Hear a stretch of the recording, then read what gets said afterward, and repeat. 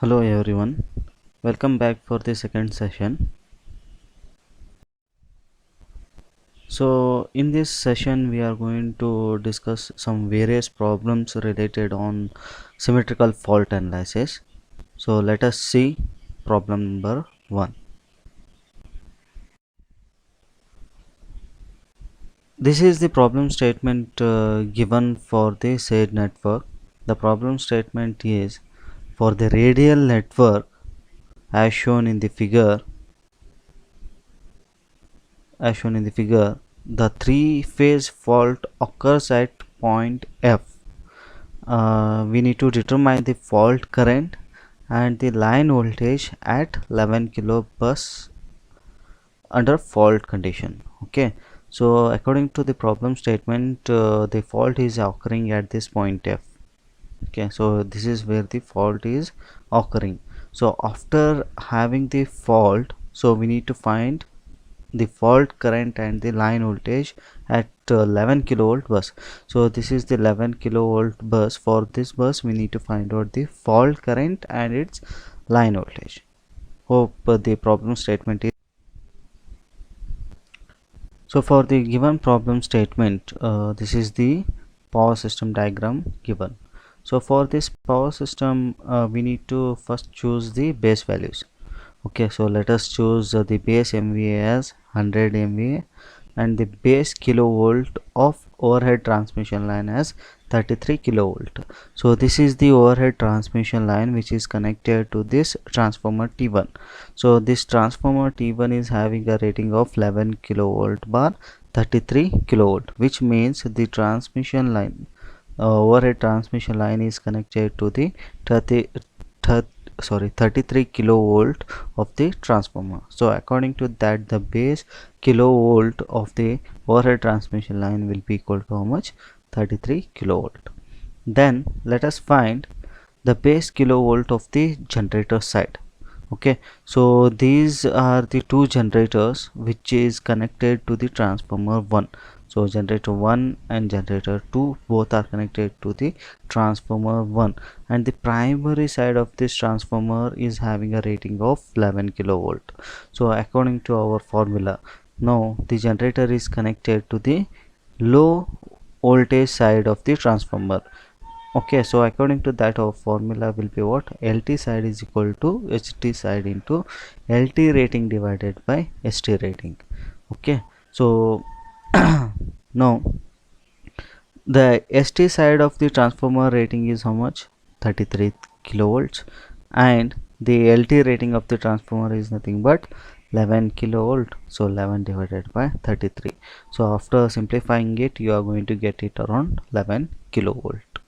Okay, now similarly let us find the base kilovolt on the cable side now.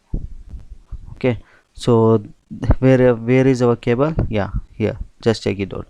So the cable is having a length of how much? 3 kilometer length. So we need to find the base kilovolt for this cable. Okay, so this cable is connected to what? To the transformer T2, and it is having the rating of 33 bar 6.6 kilovolt. So this cable is connected to the LT side or HT side? Yeah, obviously it is connected to what? The LT side of the transformer. So according to that our formula will remain same. So LT side is equal to what? HT side into LT rating divided by ST rating. So according to that, the base kV of the cable, now it will be equal to what? HT side rating is how much? 33 kilovolt. So that is the written over here, 33 into LT rating of that particular transformer is how much? 6.6. So 6.6 divided by, once again, high voltage rating of the transformer, that is nothing but 33 kilovolt. So if you simplify it further, you are going to get it how much? 6.6 kilovolt. So these are the various base values we need to consider for our this particular problem. Okay, so after finding out the base values, next step is what? Similar to the module 1. So next step, what we need to find? The reactance of each components now. So here first we need to identify the various components. Is it right? So here we are having two generators, so which means we need to find out the reactance of G1 and as well as the reactance of G2. So after that we need to find the reactance of the transformer T1 and the reactance of the overhead transmission line, then the reactance of this T2, and as well as we need to find out the reactance of this 3 km cable. Okay, so let us find the reactance of this generator G1. Okay, so we know the formula to find out the new value of the reactance in terms of per unit, right? So this is the formula. So the reactance of generator 1 new will be equal to what? The reactance of the generator 1 old value into MVA base new divided by MVA base old and kilovolt base old whole square divided by kilovolt square base new value. Okay, so whatever the old values, and the old values are given, right? So these old values are nothing but the values given in the problem statement. Hope it is clear. And the new values are nothing but the values we are calculated from these base values. Is it clear? So according to that, so the reactance of the generator 1 old value, so as I told, old values are nothing but the given values in the problem statement. So the reactance of generator 1 is how much? 15%. So if you convert it, it will be around 0.15. So that is nothing but J 0.15. And new MVA base, so we consider the base value as how much? 100. So 100 divided by the old MVA base of the generator 1. So it's given, so it is 10 MVA, so which means 100 divided by 10 into the kilovolt base old value. Okay, so the kilovolt base value is nothing but it is connected to 11 kilovolt divided by the new value we already calculated for the generator side, so that is how much? 11 kilovolt, which means 11 divided by 11. So after simplifying it, we are going to get the new generator reactance value in terms of per unit as J 1.5. Okay, now similarly let us find the reactance of generator G2. Okay, so from this figure, so these are the parameters given for the G2. It is having a reactance of how much? Old reactance value is 12.5%. so if you convert it, you are going to get it around 0.25. so this is what the reactance value of the G2, that is the old value.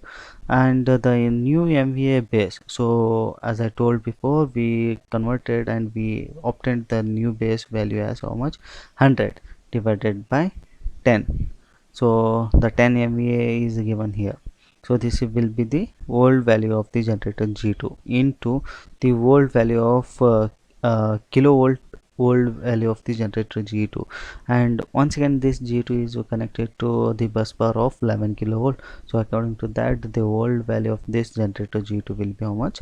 11 kilovolt. So 11 divided by 11. So the new value we already obtained it for the generator side is how much? 11. So 11 by 11 whole square, you need to write over here. So after simplifying it, we are going to get the generator G2 reactance value in terms of per unit as J 1.25. Then now next component is which one? Transformer T1. So let us find the reactance of this transformer T1. So the formula will remain same. Okay, so the volt reactance value of this transformer T1, it is given over here. So how much it is given? 10%. so if you convert it, you are going to get it around J 0.1. and the new value is 100 and the old value yeah, it is given how much? 10 MVA. so 100 divided by 10 into the old kilovolt base. So we need to consider the highest voltage of that particular transformer, right? So the highest voltage value is how much? 33 kilovolt. So 33 divided by, so we obtained the base value of this transmission line. So the base value of this transmission line we obtained it at around 33. So the base value of this overhead transmission line will remain same for both the transformer. So that will be the new base value. So the new base value is how much? 33 kilovolts. So 33 by 33 whole square, you are going to write over here. So after doing the simplification, you are going to get the the transformer reactance value is how much? J1 per unit. Now similarly, let us find the reactance value of the transformer T2. Okay, so by looking into the power system diagram, so the transformer T2's rating is given over here. Okay, so according to that, the reactance value, the old reactance value is how much? 8%. Okay, now convert it this 8%, so you are going to write it around how much?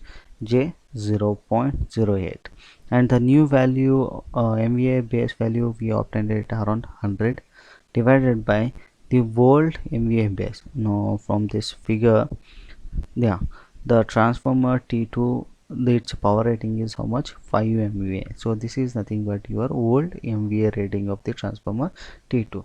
So 100 divided by 5 into 33 square divided by 33 square.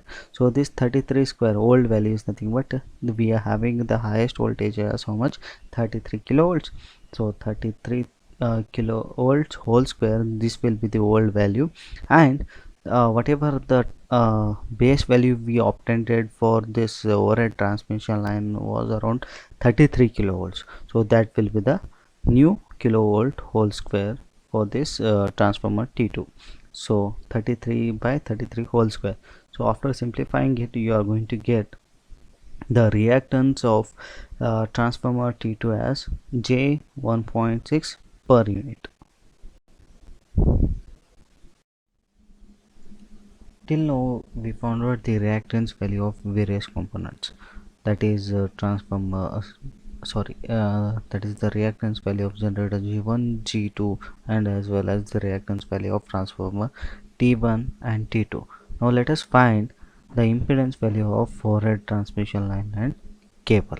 So for that reason, the formula to find out the impedance value of the transmission line is different formula as compared to the reactance value to find out the each component's reactance value. So here the formula to find out the impedance or value of the transmission line will be equal to what? The impedance in terms of per unit will be the equal to impedance in terms of ohm into MVA base divided by kilovolt base whole square. So that overhead transmission line impedance is already given over here. The overhead transmission line impedance, it is given, but it is given in terms of ohm per kilometer. We want to have the impedance value in terms of ohm. So for that reason, we are going to multiply this kilometer value also. After multiplying the kilometer value, so this kilometer and the kilometer value of the impedance will get cancelled. We are going to retain only the impedance value. So this impedance value, we are going to write it over here, the impedance value of the transmission line, overhead transmission line, and we are going to multiply with the length of the overhead transmission line. The new MVA base, whatever the MVA base value we assume, we are going to write it over here, and the kilovolt base value of the overhead transmission line we already obtained it.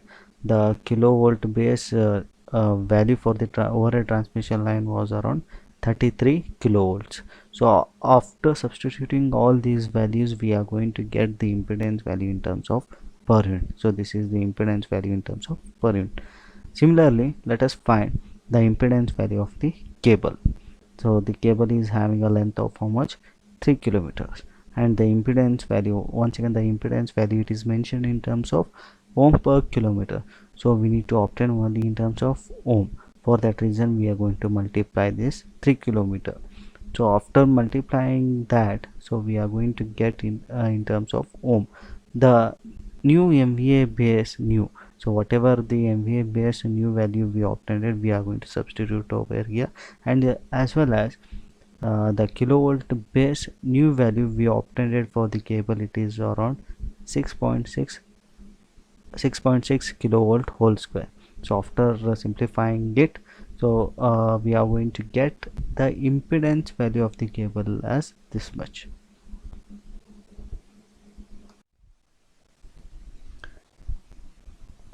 Okay, so after finding out the reactance value of each component, we need to represent with the help of impedance diagram or reactance diagram. Okay, so both the generators are connected in what fashion? They are connected in parallel fashion. So the reactance value of each generator we calculated, and we are substituting over here, and these two generators are connected at a bus bar. So it is connected at a bus bar having of 11 kilovolt. So let us represent this point, maybe the bus bar which is having 11 kilovolt. So after that, what we are having, a transformer T1. Now mention its reactance value here. So we obtained the reactance of transformer T1 as 1 per unit. So after that, we are having a overhead transmission line. Now substitute its impedance value here. So whatever the impedance value we obtained for the overhead transmission line, we are going to represent it over here. So after overhead transmission line, we are having a next component as transformer T2. So the T2's reactance value is around to 1.6 per unit. So after that, we having a cable. So we already obtained its impedance value. Now simply represent it over here. Okay, so after cable, we are having the fault point. So this fault point is nothing but we represented it by the notation F. The voltage between these 2 points is nothing but the pre-fault voltage. That is nothing but the voltage we are going to measure between these 2 points. It is before the fault occurrence. Okay, so that's why it is called as what? Pre-fault voltage. Okay. Okay, as we know, the system is unloaded prior to the occurrence of the fault. Okay, so for that reason, we are going to assume the pre-fault voltage as 1 per unit. So before a fault is occurring, so we are going to assume the pre-fault voltage as how much? 1 per kilometer. Sorry, 1 per unit. Okay, so there are two methods we are going to use over here. So either you can use uh, Kirchhoff's voltage law or current law, or else we can use Thevenin's theorem to find out the fault current and this pre-fault voltage value. Is it clear? So in this problem, so in every problem we are going to use this method only. So we are going to use which method? By using the Thevenin's theorem, we are going to find out what? The fault current. Is it clear? So according to that, the Thevenin's voltage will be equal to this pre-fault voltage, which is nothing but 1 per unit. Okay, so according to the Thevenin's theorem, we need to find out the total impedance of the entire circuit. Is it so? So then we need to convert in terms of the Thevenin's equivalent circuit. Okay, so when you are for according to that, first we need to do what? So according to the Thevenin's theorem, we need to short the voltage sources. So wherever the voltage sources are there, we need to short that. Is it clear? So the voltage source were present for the generator G1 and G2. Is it so? So here we shorted both the voltage sources. So this will become the equivalent circuit for the Thevenin's theorem. So after that, we need to find out the total Thevenin's theorem impedance value, right? So we need to simplify this entire circuit. Okay, so look over here. So from this circuit diagram, so these two impedances are connected in what fashion? Parallel. And what about these remaining impedances? They are connected in series fashion. Okay, so according to the parallel operation, so we are going to write this equation. Okay, so as they are connected in parallel fashion, so according to the parallel rule, so the impedance of this generator 1 is how much? 1.5 into 1.25 whole divided by 1.5 plus 1.25, plus as these various impedances are connected in what fashion? Series. Now just simply add up all these impedance values. After simplifying it, so we are going to get the Thevenin's impedance as how much? 5.1 at an angle 70.8 degrees per unit. Okay, so now we need to represent these all equivalent Thevenin's impedance value and the voltage value in terms of the Thevenin's circuit. Okay, so this is the Thevenin circuit, equivalent circuit we obtained it from those values. So ZTH, whatever the Thevenin's impedance value we obtained it is how much? 5.1 at an angle 70.8 degrees. And the Thevenin's voltage, how much we are going to assume it as 1 per unit. So this is the Thevenin's equivalent circuit for the given circuit diagram. So according to the Thevenin's theorem, so next step what we need to do, so we need to short these two terminals. Is it so? So once we short these two terminals, so now it is open circuit. So if we short these two terminals, what will happen? Due to the presence of this voltage source, some current will start to flow. Okay, now let us see. So after shorting these two terminals, what is happening? The current which is flowing through these 2 points are nothing but the fault current.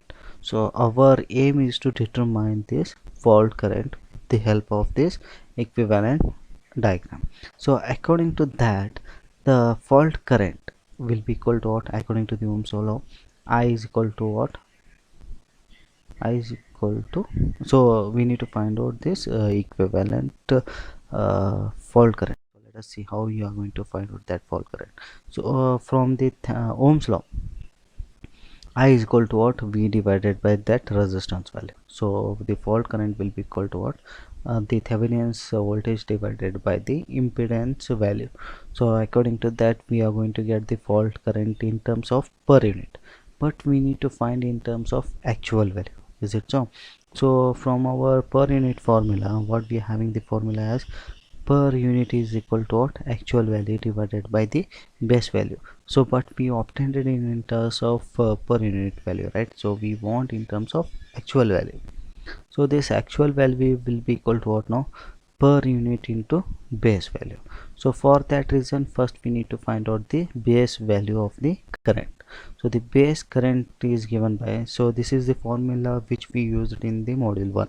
So the base value of the current will be equal to what? 1000 MVA base divided by root 3 into kilovolt base.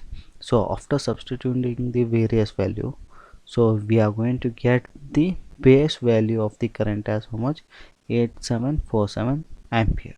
So now we need to multiply this base value with this per unit value to get the actual value. So the actual value of the fault current will be equal to what? The per unit fault current into the base current. So you are going to get this much amount of the fault current in terms of ampere. So this is actual value of the fault current.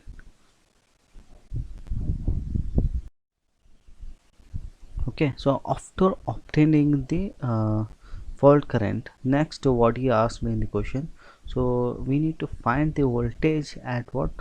11 kilovolt bus during the fault condition.